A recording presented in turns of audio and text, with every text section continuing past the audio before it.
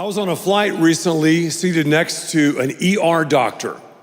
We had a great conversation. He was a really, really nice guy, and he began to point out to me and tell me about the growing business of freestanding trauma centers, freestanding emergency rooms. And when he said that, I thought, wow, I've seen those places all over Dallas-Fort Worth and Miami and other places that I've traveled. They're everywhere. I mean, you can't drive very far without seeing a freestanding ER. It's really comforting. We live in such a great nation where if we ever have any physical problems, any aches and pains, we know 24 hours a day, boom, we can go in and get help. There's a qualified staff to help our family and friends. There's ERs, there's trauma centers all over the place. Where do you go, though, when you have a non-medical emergency? Where do you go when you have a shattered self-esteem? When you're freaked out with fear? When someone has messed you around? Where do you go? Wouldn't it be great if we had trauma centers for the non-medical emergencies? We could just check ourselves in, a qualified staff, bandage us up, give us maybe some medication or whatever, and we'd be on our way. Wouldn't that be great? Well, we do. We have trauma centers everywhere, and they're called families. Your family and my family is a trauma center, an emergency room. We literally can check ourselves in, and it's a place to process pain, difficulty, the questions of life. Your family, my family, think about it, is, at least it should be,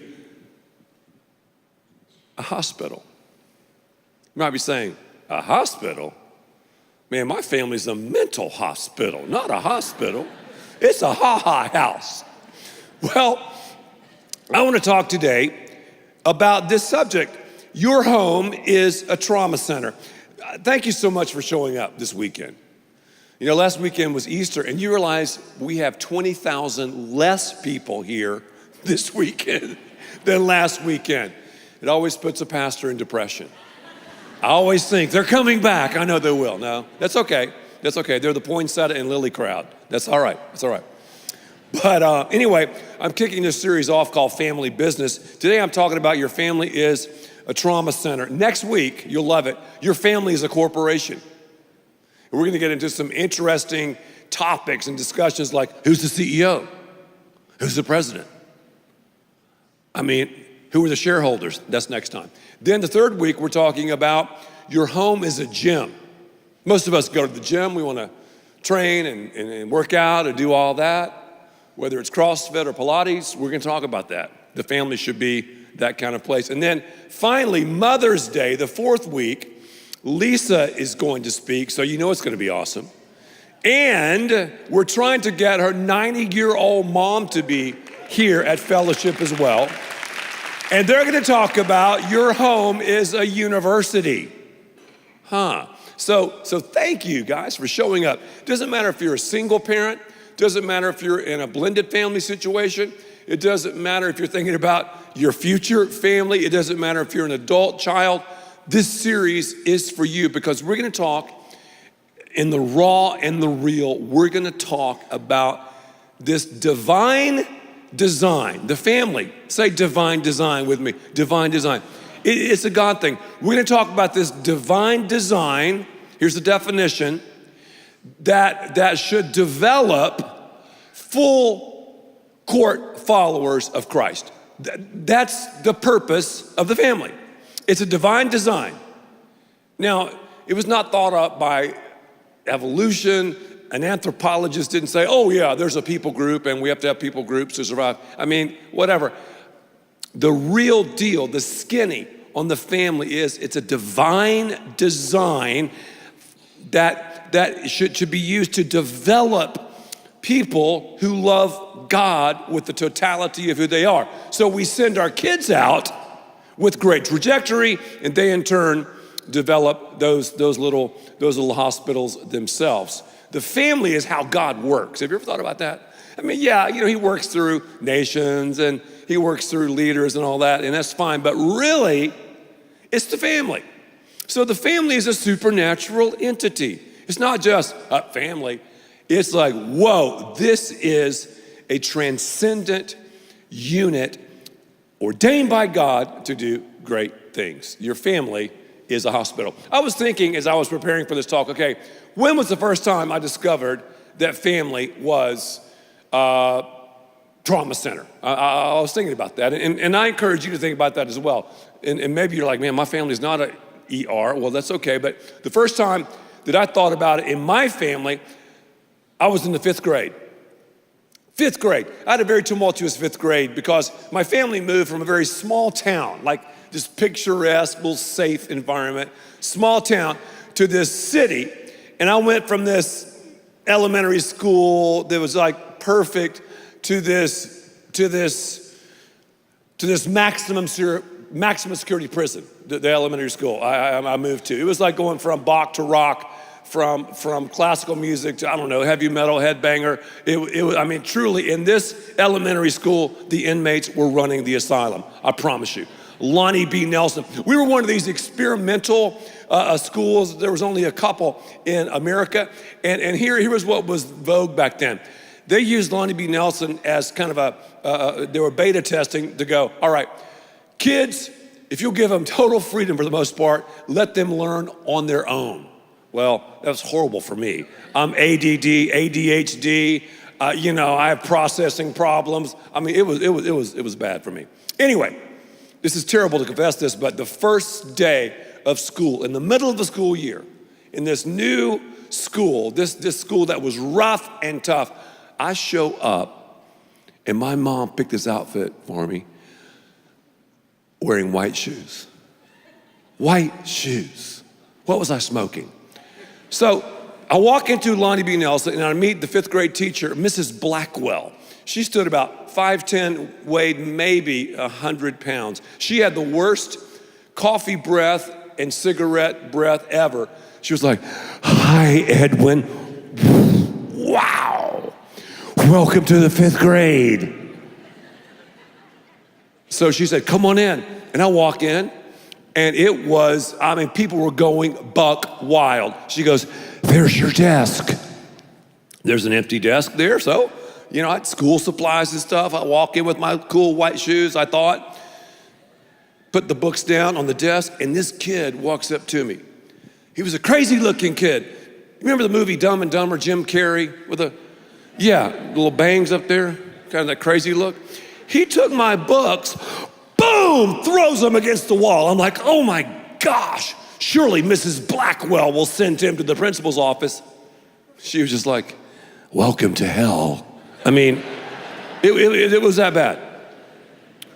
So I was thinking, I gotta make it to recess. Recess, I'm kind of an athletic guy, and I can meet some people, whatever. So recess, we this big old dirt playground. So I'm walking around just, trying to make eye contact, and So I see these kids playing. And I'm just standing there, looking about this far away. And this big guy stands, who's even bigger than me. Blonde, curly hair, steel blue eyes. He said, what in the blank are you doing? He was like growling. You better get your blankety blank out of here. If you don't, I'm gonna get your blank all over the playground. I was going like, whoa. It's the first time in my life I've ever been cussed out. Now, I've been cussed out many times since then, but that was the first time. So I was like backing up going, man, this is brutal. So I'll never forget this. I walked to the edge of this playground, and the playground stopped. This was back in the day where, I don't know, safety wasn't really a thought. And the playground ended, it was dirt, and then there's a street. No fences, no security. It was, again, wheels off. So I just walked around the edge of that playground for 30 minutes, looking down at my white shoes. I remember this like it was yesterday, kicking sand, going, why did Mom and Dad move us to this place? This is the worst place ever. Well, I made it through the first day, and Mom picked us up, and it was the most excited I've ever been in my life to see her blue Impala. I was sprinting for it because that was like safety. Dove in. Then my brother dove in. He was in the 3rd grade, and we burst out in tears. Oh, it's horrible. Why did we move here? Tell Dad, let's move back. This is the worst.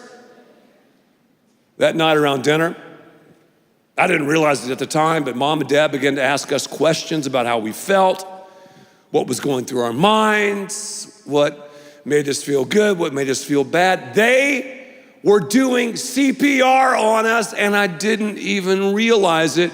Now, looking back, my home, although imperfect, was and is a trauma center. Where do you go for a shattered self-esteem? Where do you go when your fear is fractured? Where do you go when someone has bullied you online? Where do you go? Well, if your home is not a trauma center, here's where we go. Let me talk to the guys. Some of us, if we are not really getting our pain processed in the family, we'll go on into achievement binges, maybe an illicit relationship, maybe we'll hit the bottle or all sorts of stuff. That's what we do. That's what we do if that's not happening in the family. And I think many of us will go, yeah. And ladies, the same is true with you. If your needs aren't getting met there, what happens? You can, if you have kids, throw yourself into the lives of your kids. You could, the pills, the bottle, maybe you sleep in the wrong bed as well. Then if kids are not getting their needs met, it can get scary. They can bottle up the stuff, the pain. And what's scary is it doesn't come out until 20s, 30s. And so often we meet people today who are dealing with stuff that goes all the way back to their family of origin. And other times, what do kids do? If they're not getting those needs met, if the home is not a safe environment, they'll turn to their peers who will give them answers to questions, but they're not always the most mature answers. Your home, my home, is a trauma center. You might be going, well, how do I make my home a trauma center? How do I say, okay, I want to establish my house as a hospital? How do I do that? Well, I'm going to give you 4 quick suggestions. And your homework tonight is, whether you're at our Miami campus, whether you're in Southwest Florida, our brand new campus in Northport, whether you're in downtown Dallas, Fort Worth, Prosper Salina, gorgeous Grapevine, East Texas, wherever you are, Keller South Lake, this can be your homework because I want you to talk about these things. And I'm gonna just do a brief, quick flyover. Number 1, the first thing you can do, you can think about regarding turning your home into a trauma center is you must have, and ask yourself this question, do I have a motivated staff? I mean, the staff, who's the staff? You're the staff. Mom and dad, you're the staff. You're a single parent, you're the staff. You are the staff. You're the chief physicians. You know what's funny? They call Jesus the great physician. Have you ever thought about that? In John chapter 5, and then one time Jesus said in Mark chapter 2, verse 17, it's not the healthy who need a doctor, but the sick. I've not come to call the righteous, but sinners. Galatians chapter 6, verse 2, talking about a powerful text with the family being a trauma center. It says, share each other's troubles and problems, and so obey our Lord's commands. Then in Hebrews 3:13, I want to give you the theology, the foundation for this building called the Trauma Center. Encourage one another daily, as long as it's called today, so that none of you may be hardened by sin's deceitfulness. Mom and dad, you're the chief physician. The most important relationship in the home is the marriage. You do a Google Earth look at the book of Ephesians 4, 5, and 6. God is God. Marriage is marriage. Kids are kids. Parents, we would give our lives for our kids. I know that. You know that. So goes the marriage. So goes the family. We're the physicians. I've been in many hospital situations where I've seen doctors, draw away from the family, and they'll have a conference, then they'll come back because they've got to be on the same page. Mom and dad, that's one of the most challenging things that we deal with. Lisa and I, we have 4 kids. We've been married 35 years. Kids, they know how to separate and dominate, don't they? They know. And kids want lines. They want discipline. They want love, but also they want to experience consequences. It provides them a safety net. It's part of being in the hospital. Remember though, it's about the marriage. It's about the marriage. I went through a time several weeks ago. I had a hard day, man. I felt like I had the crap beat out of me. Well, Lisa discerned that, and she took me out to eat at one of my favorite restaurants. We sat there, we chilled, we talked, we had a wonderful evening. She did what? She allowed me to check into the trauma center. How do you like this pocket square? You like this? Yeah. Pocket squares are in style now. It's hard enough to tie a tie, guys. Now they've thrown the pocket square in. What do you do with these things? But Lisa had this cool thing. Lisa wrote me a love note. Is this cool? She wrote me a love note and had it printed, made into a pocket square. She gave it to me for Christmas. So now it's right by my heart. So I want to read this to you because, full disclosure. Dearest Ed, the day you called my house and took my breath away was the beginning of the greatest adventure. You're the most important human in my life. You're my spiritual leader, my love, my favorite person on earth. I love you. Thank you for making my life amazing. I love you, Lisa. Notes like that. Well, I don't know. Notes like that mean the world to spouses. And those notes, even on pocket squares, can be like medication, can't they? You're feeling down, you're feeling blue. Just think about that. Think about that. So, as parents, we should be cheerleaders. We should encourage one another. We should bear one another's burdens and teach our kids to do that as well, because kids will argue, they will fight. We all know that. But oftentimes we need to say, kids, I dig it, I understand it, fought with my brothers and sisters too, but here's the deal, we're on the same team. Your patients and also interns, we're on the same team. We're on the same team. Remember that. Motivation. Why the motivation? We're doing it for God. Because God's way works. God thought the family up. So a motivated staff, is your family motivated? Good question. Let's talk about that tonight for homework. Number 2, we need to take an educated approach. We need to be educated. There are more books, there are more YouTube videos, there's more posts, more blogs, great ones about the family today than ever before. I have no excuse as a father to go, man, I'm just clueless.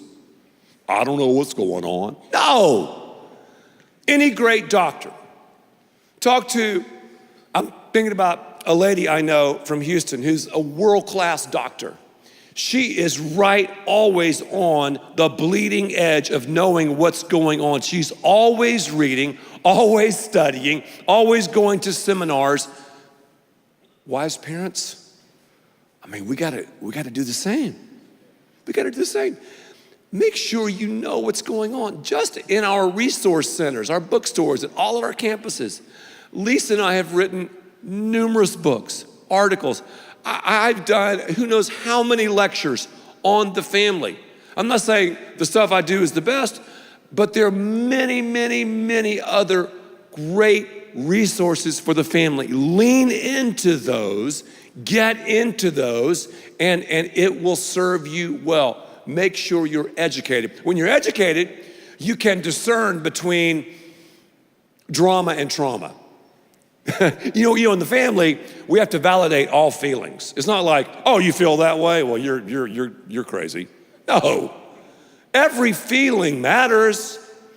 Now, we have to separate feelings from facts, validate the feelings, and then go, okay, here's the reality. Here's the reality. So we study and we have discernment. Drama, you know, is different than trauma. I grew up playing basketball, and I was a pretty good basketball player. I got a full ride to Florida State. And when we had kids, you know, I always had a basketball around. In most of the houses that we lived in, we've had a basketball goal, so I taught the kids how to play basketball. Our twins, I call them the Twin Towers, they're now 22. When they were in the 9th grade, they played for their school. And they were pretty good. So they would practice and go to games, and one day I said, do you guys really love the game? Dad, we like it. You know, we like our uniforms, and we like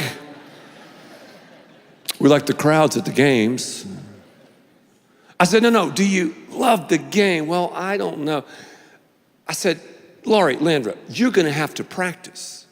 Now, I understand you go to practice at school. That's important. But we have a basketball goal at home. Spend about 20 minutes a couple times a week working on that sweet jump shot. Dribbling, come on. Because if you do it, I'm telling you, you'll have more and more playing time, and you'll do really well. Yes, sir. Because we taught our kids to say yes, sir, yes, ma'am. I know it's old school, but we like it. Well, I was taking them home for practice several weeks after that discussion, basketball practice. And they were sitting in the back seat, and Landra goes, hey, Dad, Laurie and I want to tell you something. We've been talking. I said, okay. Dad, we really feel like you're trying to live your life through us. I said, Landra, Laurie, no, I'm not. I don't want to brag, but I was 10 times better than you when I was in the 9th grade. I had college coaches talking to me in the 9th grade. So that was just drama. It was not trauma. Sometimes, though, in a conversation like that, maybe that would lead to, oh, I didn't realize that. Take advantage of those special times, parents. Bedtimes are major when the kids are small. Go into their room, just let them talk, ask some questions. You won't believe what you'll hear. You can help them in this family hospital. Meal times. When we have meal times, we have collectnology. What the hecknology? You know what I'm saying, don't you? No cell phones. None. Let me say it again. No cell phones. None. Because we need to learn how to talk and converse, questions. And here's what happens. When your family becomes a trauma center, everybody can be a part of the healing process. It's a safe place to dump your stuff, your deal, your agenda out there, and you just have a fun time. Also, not only do we have bedtime and mealtime, playtime. Playtime. Even when the kids are older, have fun, laugh. The family that plays together, I know this sounds, corny, but stays together. We're to play. Have a good time. So an educated approach. Are you educated? That's why, again, I applaud you for being here today.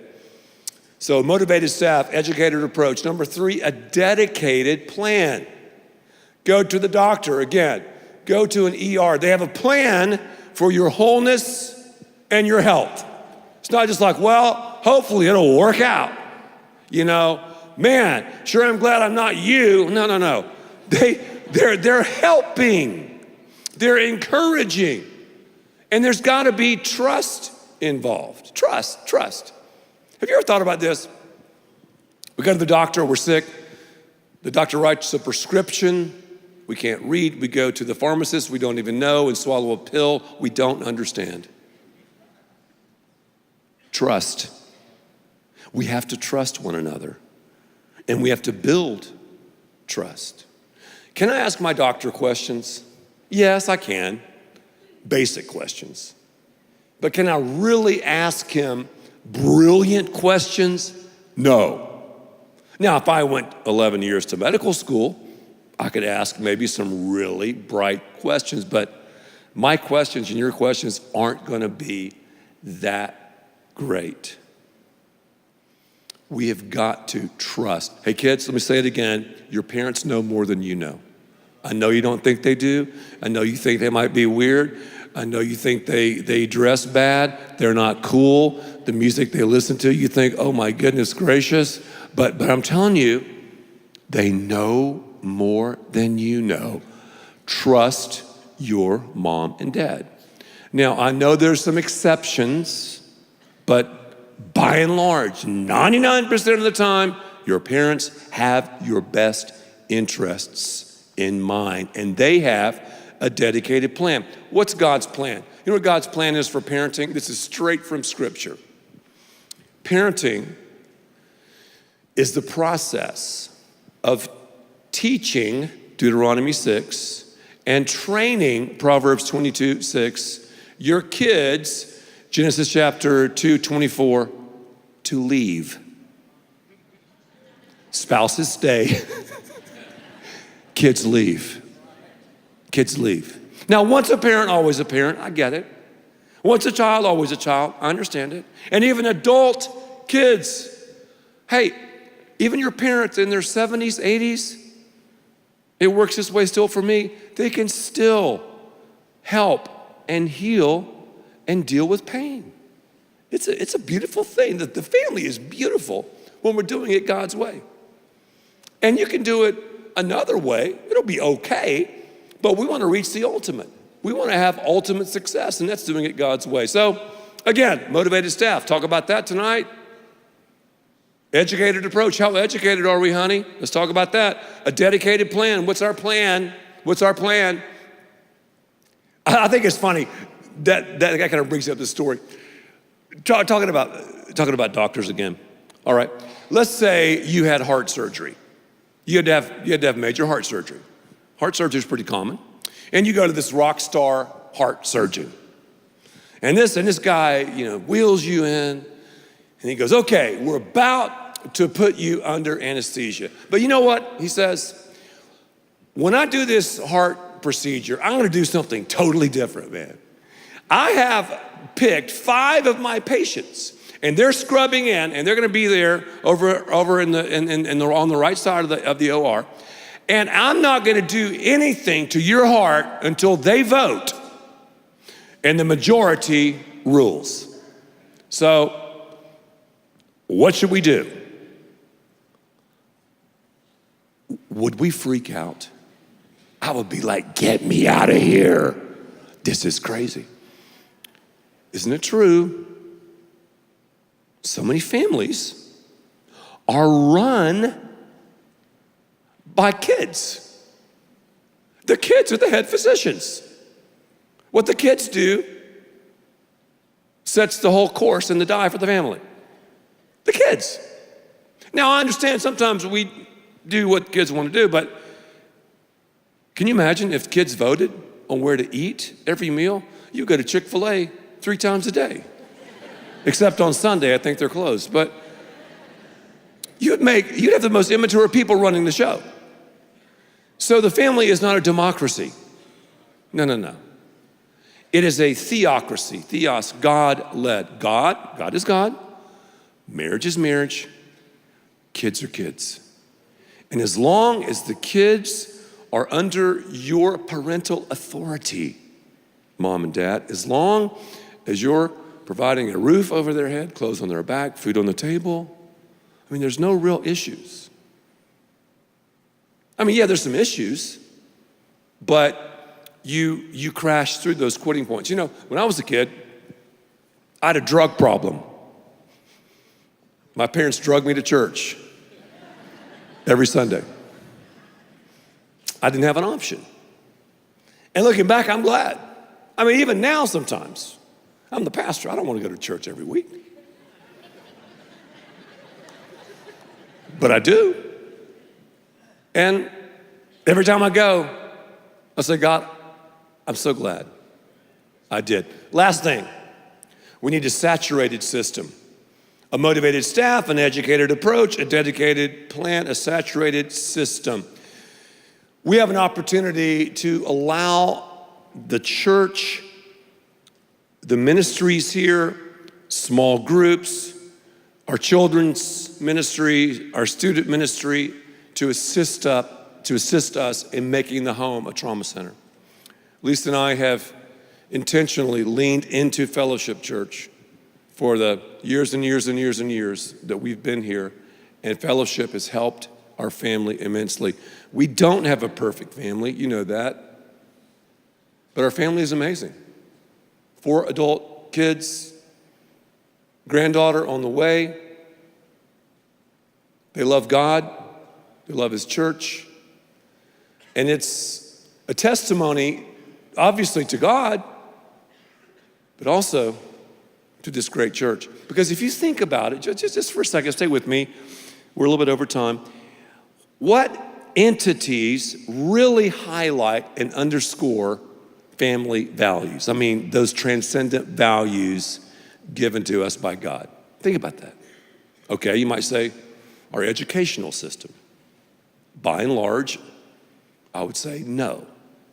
No. I mean, there's some exceptions, but for the most part, no. How about government? Doubtful. How about arts and entertainment? Family issues, those transcendent values? Not really. So that leaves the family pretty much alone with the church, which is the only institution that authentically highlights and underscores all of God's transcendent values in the family. So I thank you, church, for being the church. Is your home a trauma center? Oh yeah, let me finish the story about the bully that cussed me out. I left you hanging. After the family meal, where my parents administered CER, Dad took my brother and I down to the basement, and he said, Ed, Ben, strap on the boxing gloves. He said, I've never taught you how to do this, but you have to defend yourself. Go to the teachers, and the administration, but if someone hits you, you're gonna have to open up a can. Dad goes, your grandfather, I didn't even know this, knocked out the guy who knocked out the world champion. He was a bad man, he's a boxer. So Dad began to show us some moves and stuff. We began to box. I was like, yeah. So the rest of the year, I evaded the blonde-haired guy with the steel blue eyes, the bully. His name was Billy. I evaded him. Sometimes he would look at me and we were in different classes. I was like, man, this guy. So the last day of school, the bell began to ring. And I'm like, yeah, I made it. So I was walking down this long tile hall, all these kids, and I see, again, my mom's blue Impala. And I'm thinking, I made it. I made it without having to deal with that bully. All these months, I evaded him. All these months, I shied away from him. So I'm walking toward my mother's car. Who do you think's walking right toward me? With a look on his face. This guy in the 5th grade had a big goatee tatted up. No, I'm kidding. Some are like, he did? No, he didn't. No. He's walking right toward me. I'm going, wow. And so I just kind of walked, and When he got next to me, boom, pushed me. Dropped my books, picked them up, took a step forward toward my mother's car, and I said, no, I'm not gonna live this way. I turned around and we went at it. I even did some professional wrestling moves. No, I didn't. I love professional wrestling. Anyway, I beat him up. I pounded the guy. Kicked his butt. Oh, he was bloody nose. Stop hitting me. So, teacher drug us to the principal's office. And the principal said, what happened? I said, sir, this guy's been bullying me all year. And he pushed me down against the wall. And so I just defended myself. He said, what's your name? I said, Edwin. He goes, great job, Edwin. Go home and have a wonderful summer. And you know what? Billy Truesdale and I became good friends. We went to junior high together, high school together. But that story has meant the world to me because it was the first time I realized that a home is a trauma center. Make it that way for you. Discuss those issues. And I don't know if you realize this or not, but the outline spells meds. Did you know that? Motivated, educated, dedicated, and saturated. Take your meds, and it'll serve you well. Let's pray together. God, thank you for this time. I know, God, that we have some people here, and they're not believers. They're just kicking tires and testing waters. Welcome to fellowship. Others here, you've been around here for a while. Maybe others here, you're just thinking about your family. Maybe others here, your family is hanging from a thread. Maybe others here, you're going through a divorce. Single parents, students, some parents of toddlers and adult kids. I pray that we get serious about making, by your power, God, making this dynamic family, this divine design, a trauma center. And let's do the work. Let's make all these sessions, because God, I know you're going to bring about amazing things. If you're here and you've never ever established a personal relationship with Christ, here's how you do it. I'm not talking about religion, I'm talking about simply a relationship. You simply say this prayer with me. Just say, God, I admit to you my wrongdoings, that I've messed up, that I've fallen short, that I've sinned, and I turn from my sins, and I turn to you. I believe, God, that you sent Jesus to die on the cross for my sins, to rise again, and right now at this time, I open the lid of my life and invite you to come in. The moment you said that, Jesus is power washing your life. Make this place your home. Make this place your massive trauma center as you discover the greatness that God has for you. We ask all these things in Christ's name. Amen.